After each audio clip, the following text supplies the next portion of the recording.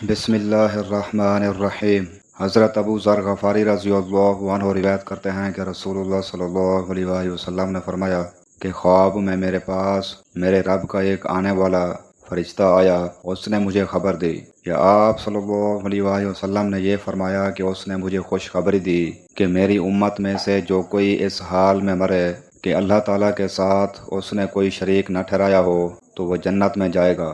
اس پر میں نے پوچھا، اگرچہ اس نے زنا کیا ہو، اگرچہ اس نے چوری کی ہو؟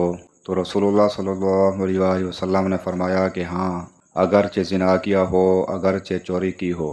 صحیح بخاری حدیث نمبر 1237۔ حضرت عبداللہ بن مسعود رضی اللہ عنہما سے روایت ہے کہ نبی کریم صلی اللہ علیہ وآلہ وسلم نے فرمایا کہ جو شخص اس حالت میں مرے کہ کسی کو اللہ کا شریک ٹھہراتا تھا تو وہ جہنم میں جائے گا، اور میں یہ کہتا ہوں کہ جو اس حال میں مرا کہ اللہ کا کوئی شریک نہ ٹھہراتا ہو وہ جنت میں جائے گا۔ صحیح بخاری حدیث نمبر 1238۔ براء بن عازب رضی اللہ عنہ سے روایت ہے کہ ہمیں نبی کریم صلی اللہ علیہ وآلہ وسلم نے 7 کاموں کا حکم دیا اور 7 کاموں سے روکا۔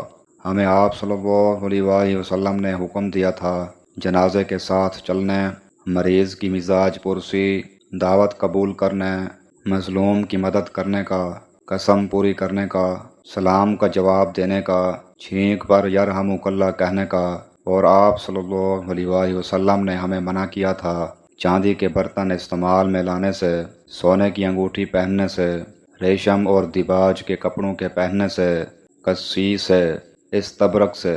صحیح بخاری حدیث نمبر 1239۔ جابر بن عبداللہ رضی اللہ عنہما سے روایت ہے، انہوں نے کہا کہ جب میرے والد شہید کر دیے گئے تو میں ان کے چہرے پر پڑا ہوا کپڑا کھولتا اور روتا تھا۔ دوسرے لوگ تو مجھے اس سے روکتے تھے، لیکن نبی کریم صلی اللہ علیہ وآلہ وسلم کچھ نہیں کہہ رہے تھے۔ آخر میری چچی فاطمہ رضی اللہ عنہا بھی رونے لگیں تو نبی کریم صلی اللہ علیہ وآلہ وسلم نے فرمایا کہ تم لوگ رو یا چپ رہو، جب تک تم لوگ میت کو اٹھاتے نہیں، ملائکہ تو برابر اس پر اپنے پروں کا سایہ کیے ہوئے ہیں۔ صحیح بخاری حدیث نمبر 1244۔ حضرت ابو ہریرہ رضی اللہ عنہ روایت کرتے ہیں، وہ کہتے ہیں کہ میں نے رسول اللہ صلی اللہ علیہ وآلہ وسلم سے سنا ہے کہ مسلمان کے مسلمان پر 5 حق ہیں: سلام کا جواب دینا، مریض کا مزاج معلوم کرنا، جنازے کے ساتھ چلنا، دعوت قبول کرنا، اور چھینک پر اس کے الحمدللہ کے جواب میں یرحمک اللہ کہنا۔ صحیح بخاری حدیث نمبر 1240۔